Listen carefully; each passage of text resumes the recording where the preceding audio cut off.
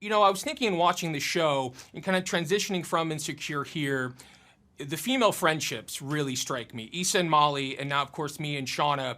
Why are these relationships so important for both of you to show? Because they really are unlike any other female friendships on TV because they're not perfect, they're messy, they're real, they show real humanity in these friendships. It feels like you two are very passionate about showing that.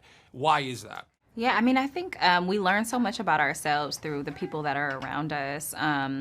And I feel like our friends can be reflections of us. They challenge us, and especially with Shauna and Mia, who are at this time where they're both growing up. They're figuring out who they are, what they want to say, and what their unique kind of voice or mark is going to be. Having someone next to you who is experiencing that with you, but also has all the things you don't have, and also can reflect back to you the things that you know and help you really see yourself. And I think that's what Shauna and Mia kind of give to each other. And I think we experience that in our own like relationships. My relationship with Issa does that for me, and our relationships with our other friends do that for us. And so I think it's something that we become ourselves in our friend group. So it's something that I'm passionate about writing about, and I think Issa is too. Absolutely. Yeah. I'm curious about one of the things I loved most about the show is kind of this intersectionality of social media and rap, right? How important it feels to be a person who posts, someone who is online, who has a social media presence. I'm curious about what you think that does for the genre at the moment, and sort of because it sort of celebrates it, but it also kind of side-eyes it a little bit with, I'm thinking about Jabuki's character. I'm thinking about what do you two have to say sort of about where we are currently in the world of rap and how important it is to sort of be somebody who kind of does have a social media presence. I mean, it's everything right now. That is what the discovery of your favorite creative artist is built through. You're discovering a lot of these artists online. You have a sense of ownership of their stories because you may have watched their origins and you may have followed them, and you feel like you're in their lives as a result. And as an artist, you're portraying the image that you want to be perceived as, and there's a power in that, and it can be deceptive, and we're all just comfortable with that kind of deception. And there's something fascinating about playing in those areas to us, and we watch Shauna and Mia navigate that.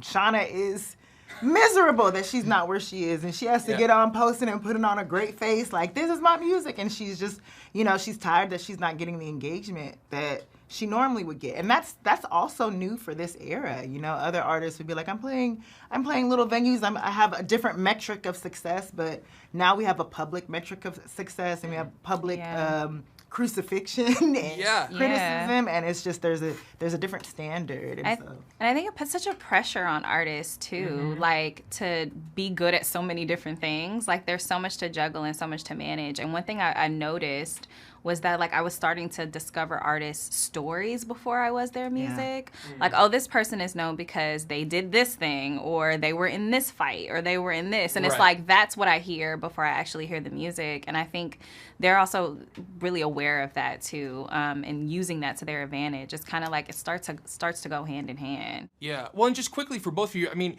as two creatives, does that put pressure on you? I mean, when you're thinking about promoting the show or promoting whatever else you're doing, is there this pressure to sort of be online and be visible? And how do you walk that line of being a vocal, creative person in public, but also having a private life as well? Of course. I mean, there's definitely that pressure on the personal side. I tend to be online more when I have something to promote. Yeah. Okay? And then when I don't, I like to just kind of live and not really think about that. But there is the pressure. I think about, even, again, to go back to my own discovery of artists, I remember this dude whose music I really liked. I started to follow him and kind of research him. And I was like, oh, his follower account is really low. Why doesn't he? And the questions that pop up in your mind, why don't more people know him? What does that mean? Oh, is his music not really that good? And so there's an association with these numbers and these metrics, and in promoting a show, people are gonna look at the comments, they're gonna look at what other people are saying, and that might affect how they feel about it. If they liked it initially and they see that someone else that they respect doesn't like it, that changes. And so all of that is just built into, there's an unspoken but spoken discussion that happens with social media criticism and media consumption.